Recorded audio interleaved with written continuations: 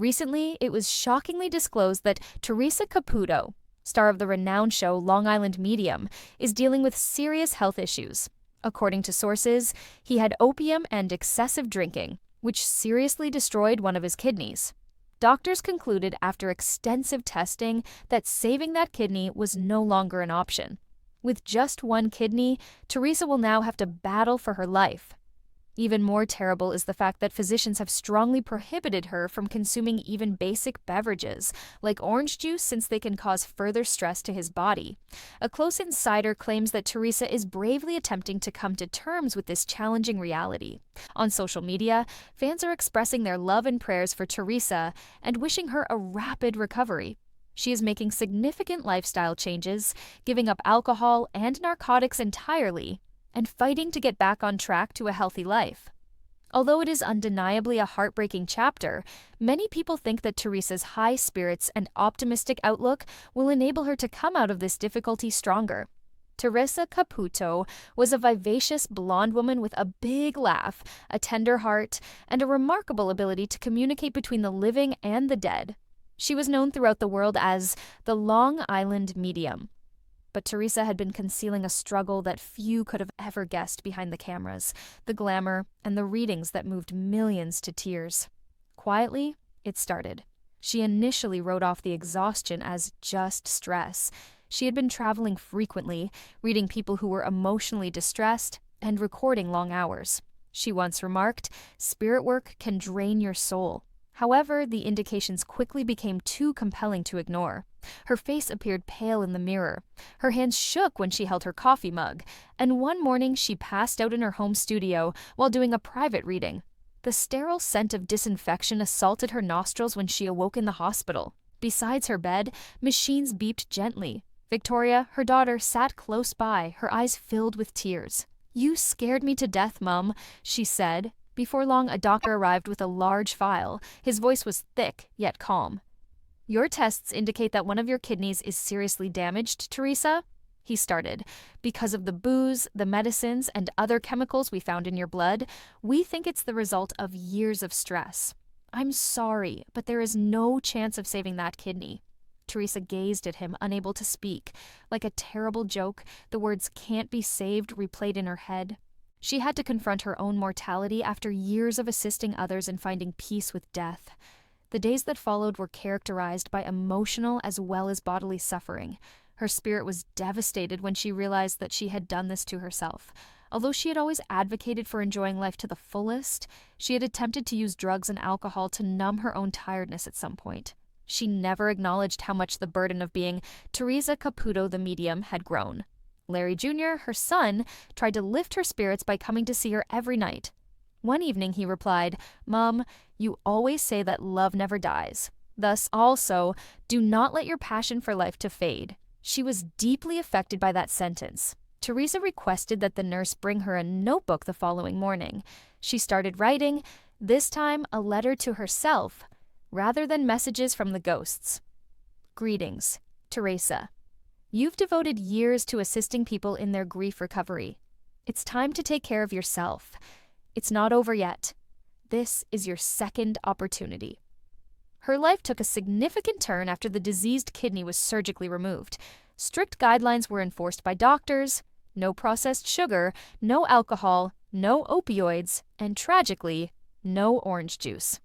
"Even that?" Her voice cracked as she asked. The physician gave a nod.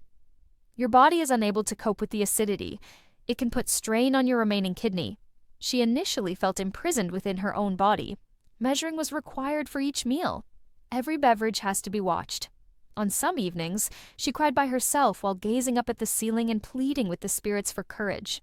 Then one night, a remarkable event occurred. In an attempt to re-establish a connection with her spiritual energy, Theresa was meditating in her living room. The air suddenly became warmer. The room was filled with the familiar smell of her late mother's perfume. "You're not done yet, sweetheart," was whispered to her as she felt a soft hand on her shoulder. "You have tasks to complete." Her cheeks were wet with tears. "Mom," she muttered. The message remained, but the presence diminished. Her mother was still with her, encouraging her to keep going.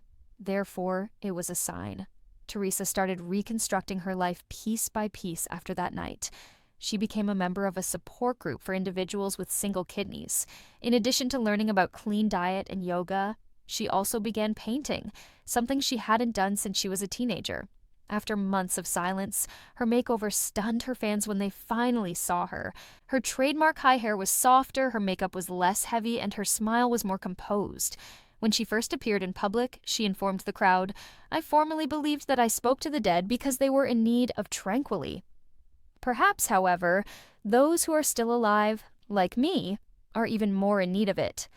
My health crisis served as a reminder that although life is fleeting, it is also incredibly valuable. Love and prayers erupted on social media. "You've given us hope for years. Now it's our turn to give it back to you," fans wrote in her email.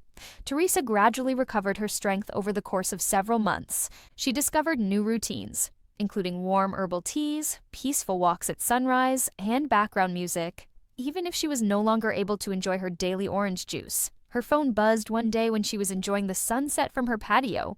A woman named Lisa sent the message. "My spouse passed away last year, Theresa. Before reading your account, I was considering taking my own life. Perhaps I can overcome my grief if you can. I'm grateful that you saved me." Theresa smiled through her tears and placed the phone to her heart. She didn't feel like a star or a medium for the first time in years. She felt alive, flawed, and vulnerable. But it was a cool Long Island autumn afternoon. The slight hum of traffic and the aroma of falling leaves were transported by the wind.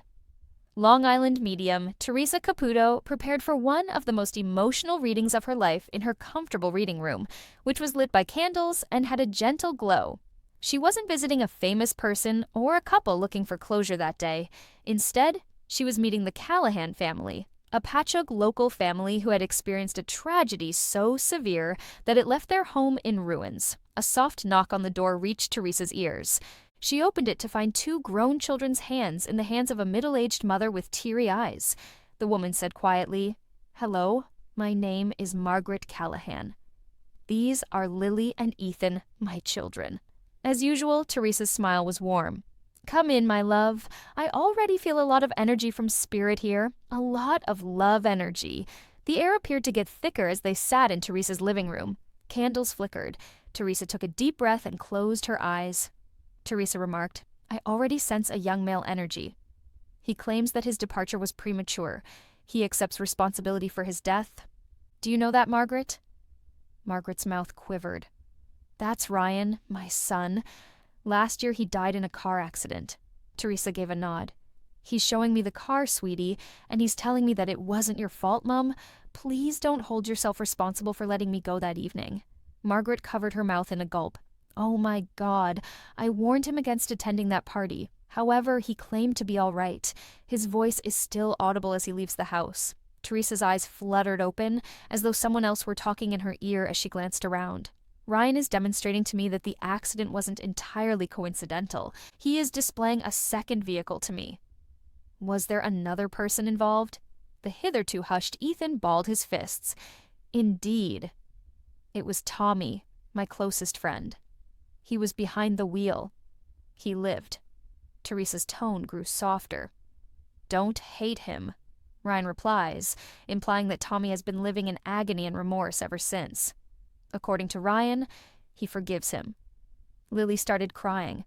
Since that night, Tommy hasn't shown up. Even the mention of his name brings tears to my mother's eyes. Then Theresa leant over. "Ryan claims to visit Tommy, sweetie. When he drives, he stands next to him. He is demonstrating a dashboard angel to me." "Are you familiar with that?" Margaret had a startled expression. "After the funeral, I gave Tommy a small angel decoration for his vehicle." "How did you find out?" Theresa gave a soft smile. "Because I was told by your son. He claims that rather than feeling Ryan's loss, Tommy always feels his affection when he looks at it. He wants everyone to be aware of that." Theresa's voice faltered a little as the reading went on. She touched her heart with her hand. "There's another thing. Another name is coming to mind. Michael. Does anyone understand that?" Margaret stopped. "My husband was Michael. He died of a heart attack 5 years ago." There was utter silence in the room. The temperature dropped. "He's with Ryan," Theresa murmured. "He claims to have assisted in your boy's safe return home. In addition to praising you, Margaret, for being the glue that kept this family together even when you wanted to give up, he is stating, 'We were reunited in heaven.'" Margaret started crying uncontrollably. "I wanted to give up. I did. I believed that God was punishing me by taking away my son and husband." Theresa had sparkling eyes. "He's giving a head shake. His words are, 'No, honey. There was never any punishment for you. You were picked because you had the strength to bear our shared affection.'" Ethan extended his arm to grasp his mother's hand.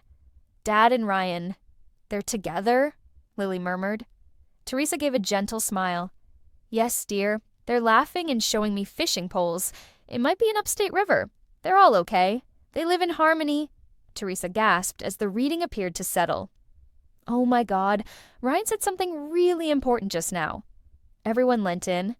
"He claims that something is concealed within the house. A letter. Behind his bedroom closet's floorboard." "Is that logical?" Margaret's eyes got bigger. "No, that isn't possible." Theresa gave a nod. "He claims it's a note he composed before passing away because he was feeling lost. Not because he had any evil plans. He desires that you locate it and read it jointly." Margaret gripped her chest tightly. "I had no idea he had written anything at all." Theresa grinned. "You'll find it when you're ready. He says, 'It will not cause pain, but healing.'" By now, there was a warmth in the room that wasn't coming from the candles.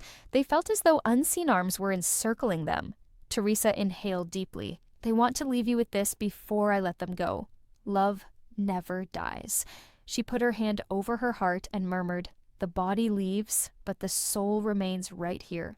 They will always be there when you laugh, prepare Ryan's favorite meal, or remember Michael's classic tunes." Margaret's tears were disguised by a grin. "Thank you, Theresa. I believed that my family was gone. Now, though, it seems as though they were never gone." Theresa got up and gave her a hug. "You didn't lose them, sweetheart. You can no longer view them the same way since they have just moved closer." Margaret gave Theresa's office a call a week following the reading. She was trembling with amazement. She said, "You won't believe this. We located Ryan's message, exactly like you stated. It was in his chamber beneath the floorboard." When Theresa heard that, she grinned. "What was said?" Over the phone, Margaret read it out loud.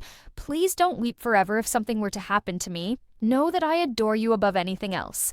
Remind Mum, Lily, and Ethan that I'll be here forever. I don't fear what is ahead." Theresa's eyes were filled with tears. "He provided you with the necessary closure. Spirit always manages to find a way." Theresa sat calmly in her garden that night. She briefly experienced a calm, reassuring surge of energy as the wind whispered through the trees. She looked at the sky with a smile. "I'm grateful, Ryan. I'm grateful, Michael. You restored the light to your family." Theresa's voice spoke as the camera panned out, showing the garden illuminated by soft moonlight and the candles glowing. Love exists within the pain that every family experiences, and we never lose that affection. It is the link that binds us to spirit and to each other. But on Long Island, it was a cool fall morning. When Vanessa, Theresa Caputo's secretary, brought her the schedule for the day, she had just finished her coffee. She added, "This afternoon, you have a private reading out in Riverhead." "It's at a farm. Been there for generations." Theresa's eyebrow went up. "A farm? I've never done that before. Usually it's not acres of maize and pumpkins, but someone's home." Nervously, Vanessa laughed. Yes, indeed, the caller sounded desperate, claimed that since her husband's death, the atmosphere there has been strange, and she muttered something about the crops disappearing overnight. Theresa's grin dimmed. "Dying crops, huh? It sounds more than just poor soil." The sun was already low when Theresa arrived, illuminating countless rows of brittle, dried stalks with golden light. The farm seems worn out. The face of the woman who welcomed her, Martha, was marked with deep lines of concern. Martha took Theresa's hand and said, "Thank you for coming. My family has owned this land for a century. However, everything has gone wrong since my spouse, John, passed away last spring. The corn refuses to grow. The cows refuse to eat. Additionally, I occasionally feel like someone is watching me." Theresa nodded, her gaze exploring the meadows. "Honey, I sense the weight here before we even begin. This place is filled with spirit energy. Together, they made their way to an ancient barn. The air seemed thick, not with humidity, but with passion. Theresa arranged her regular pictures and candles inside. She took a deep breath and closed her eyes. She had a rush almost instantly, a powerful energy spike that caused her to gasp. She said, "Oh my God, this spirit isn't human." Martha stopped. "What are you saying?" Theresa's tone faltered. "It's a part of the earth after all. This is an old thing, something related to the earth itself." As Theresa put her hands on the old wooden table, her heart began to race. She started to see pictures in her head, meadows full of greenery, laughter, rain, sunlight, and then all of a sudden, blackness. She witnessed soil cracking, crops burning, and a guy wailing in anguish. Then she heard it. A whispering voice in the surrounding air, low and tremulous. "They took my life, I took theirs, and they took what I grew." Theresa let out a gasp. "Oh no, it's not John here. This individual is elder. They were the first to work this land before your family did." Martha put her hand over her mouth. "A ghost farmer, you mean?" Theresa gave a slow nod. "More like the crop's spirit.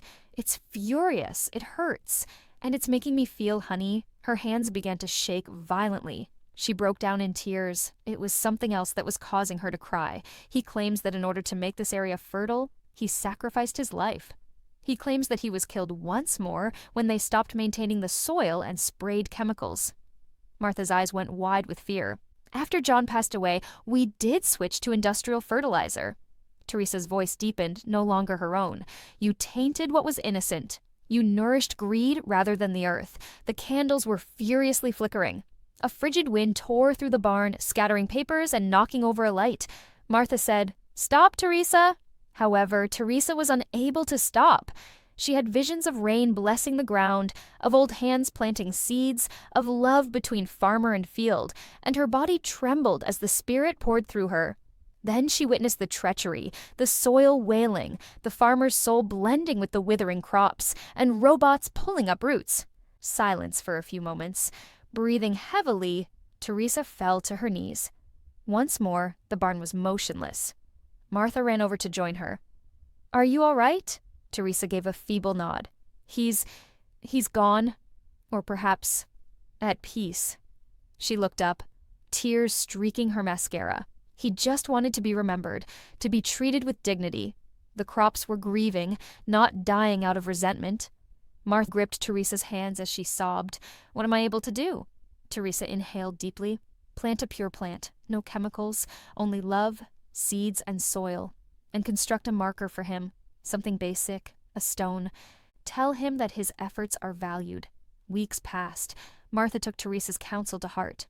The first hand-placed sunflower seeds in decades were planted in a little space she cleared next to the barn. "For the one who grew before us," she carved on a wooden sign. The farm had changed by the time Theresa returned later that summer. The air was lighter. Like golden flames, the sunflowers wavered in the wind. Martha grinned despite her tears. "It's functioning. Once more, the earth is fertile. The crops are living." Theresa's eyes were closed. Peace, thankfulness, and love filled her breast with a soft warmth. For a brief moment, she heard the whisper once more. "I'm grateful that you gave me life again." Theresa gave a gentle smile. "You're welcome, my love." She took one final look over the field as she made her way back to her car.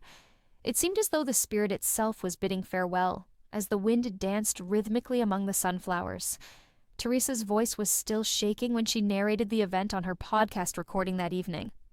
"The souls I connect with aren't people at all sometimes," she stated. "They can occasionally be the spirit of love, nature, and devotion, the remembrance of life itself.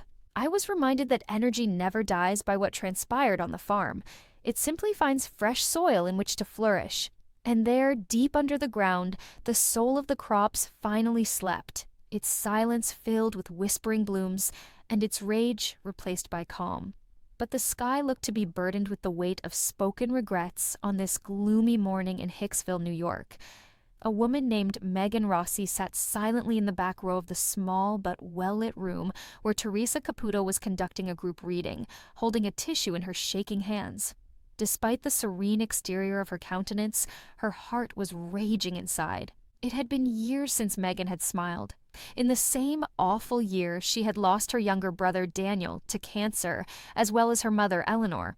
Daniel, who was only 32, had fought leukemia, and her mother had overcome breast cancer. Meghan was left gasping for air in the silent aftermath of sadness as the losses came one after the other like waves. She didn't come today because she thought that spirits and mediums existed. No, she came because she needed the smallest indication that they were all right, that her family had not simply vanished into thin air. Theresa Caputo came into the room with her typical vivacious enthusiasm, her long nails shining in the sun and her hair styled precisely. "All right, Spirit has me in tears already, so I know that someone's loved ones aren't wasting any time today." With that Long Island friendliness that made everyone feel heard, she joked. She crossed the room, stopping occasionally and narrowing her eyes as though she were listening into unseen frequencies. "Does anyone here have a history of cancer losses?" Abruptly, Theresa inquired. "Like, in a short period of time?" "We both went too soon, I hear." Meghan stopped. Her heart began to race. Slowly, Theresa turned and pointed directly at her. "They're with me, sweetie. Together, your brother and mother are taking the lead. Does it make sense that she is saying, 'Tell my baby girl I'm not gone, and I was there when she couldn't say goodbye to him'?" Meghan's eyes welled up with tears. "Yes," she said in a tremulous murmur.